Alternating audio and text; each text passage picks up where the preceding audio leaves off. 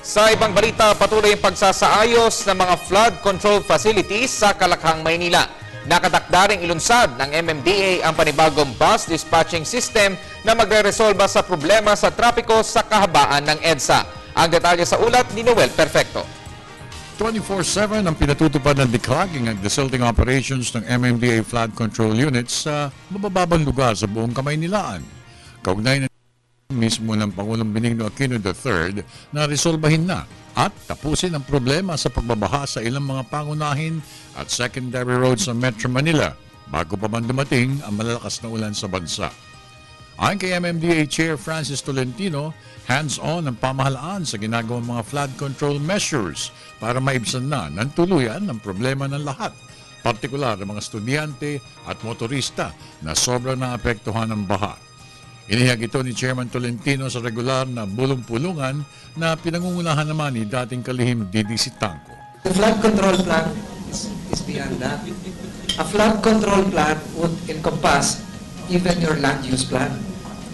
A flood control plan would even include how we build our structures. Tungkol naman sa paglilipat ng mga informal settlers na nakatira sa mga delikadong lugar, kanya ito ipinaubayan na lamang sa mga kinaukulan.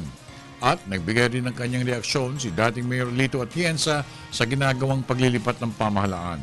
DILG, DPWH, National Housing Authority, NLDA, plus DSWD. So, lahat ito magkakasama to address the 100,000 plus families presently occupying our danger areas, including the 60,000 presently occupying our esteros. But we prioritize 8 major waterways. We just have to do that on a day-to-day basis.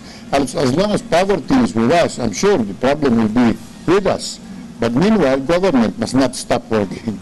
That is the job and the challenge of efficient local government officials. Sa nasabi rin pulong, ibinunyag ni Tolentino ang pagtatalaga ng 3 bus dispatch system sa kahabaan ng EDSA bilang kasagutan sa problema ng trapiko sa pangunahing kalsada ng Epifanio de los Santos Avenue. Mga July 15, ready kami dun sa first terminal, integrated provincial bus terminal.